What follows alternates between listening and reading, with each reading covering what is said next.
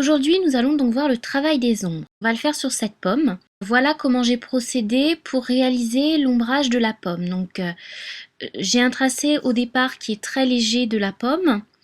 Je considère que la lumière vient de la droite. À partir de ce moment-là, je commence le hachurage.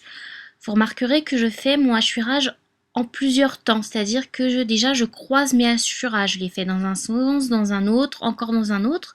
J'essaie que par mon hachurage, ça donne un mouvement à mon ombre qui rappelle celui de la pomme, c'est-à-dire elle est un peu bombée, donc j'essaie d'accentuer ce mouvement. Une fois que j'ai un premier hachurage un peu léger qui me convient, je fais une première estompe avec le doigt, donc je frotte pour étaler mon ombre. Et ensuite, je vais faire l'ombre de l'autre côté de la pomme, toujours par le même principe, c'est-à-dire un premier hachurage dans un sens, puis je le fais dans le sens inverse pour croiser mes hachures et de manière à ce que, une fois que je vais étaler le crayon, il n'y ait pas on continue pas à voir le trait, mais que ça s'uniformise vraiment.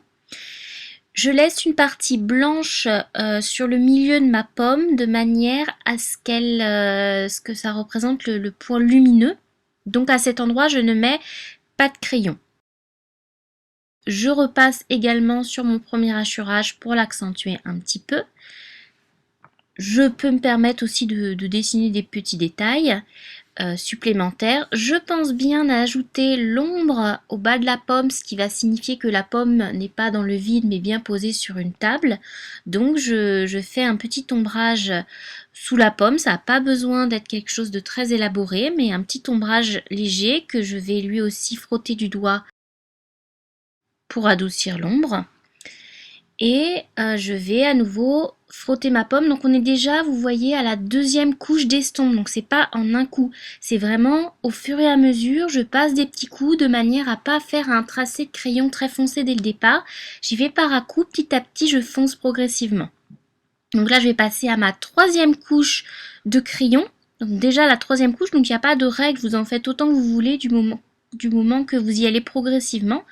Et là je vais à nouveau accentuer mes contrastes en fonçant les endroits que je considère qui doivent être un peu plus ombrés par rapport à ce qui est actuellement. Donc je repasse ma deuxième couche de crayon. Je fais attention sur les bords de ne pas trop dépasser. Je pense aussi toujours à faire mes hachures dans un sens puis dans un autre. Je peux me permettre aussi de faire un trait plus foncé sur vraiment le bord de la pomme pour accentuer son contour, ce qui va permettre de renforcer le contraste du bord de la pomme qui lui est vraiment dans l'ombre, ce qui n'est pas forcément le cas de l'autre côté de la pomme. Et voilà, vous voyez, j'ai encore un hachurage d'un autre côté pour renforcer le contraste sur les bords de ma pomme. Pour ce type d'ombre, d'ailleurs, on peut dire qu'au départ, on peut commencer par un 2B, 4B, puis aller de plus en plus dans des crayons gras comme du 6B, du 9B en progressif, ce qui permettra d'avoir des tracés de plus en plus foncés.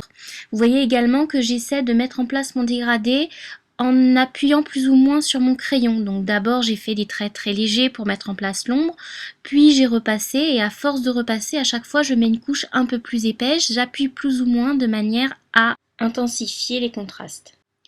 Une fois que je vais être satisfaite de mon hachurage, que je trouverai que le contraste est assez bien, que c'est assez foncé, que j'ai un bon dégradé, je vais repasser par une nouvelle couche d'estompe qui viendra à nouveau adoucir les ombres. Moi je fais l'estompage au doigt, mais vous pouvez tout à fait utiliser une estompe. C'est selon votre choix et ce que vous préférez. Moi je trouve que l'estompe aplatit quand même vraiment et a un autre effet que le doigt. Testez.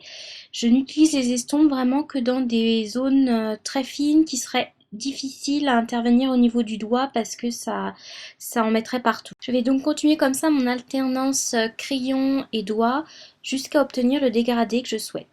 Ensuite va venir le travail à la gomme. Je vais venir soit tapoter, soit frotter carrément pour vraiment retirer beaucoup de choses afin de dégager le crayon qui a pu aller sur ma zone claire et me permettre ainsi de mettre en valeur un contraste fort entre les parties sombres et la partie claire.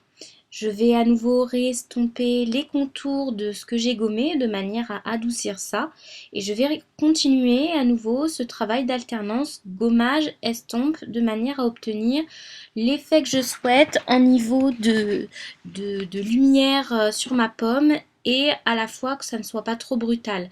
Donc comme vous voyez, à chaque fois je gomme, puis j'estompe sur les bords en essayant de ne pas aller sur la partie que j'ai gommée, sinon ça n'aura pas servi à grand chose, mais de manière à donner cet effet lumineux sur la partie un peu centrale et sur le côté de la pomme.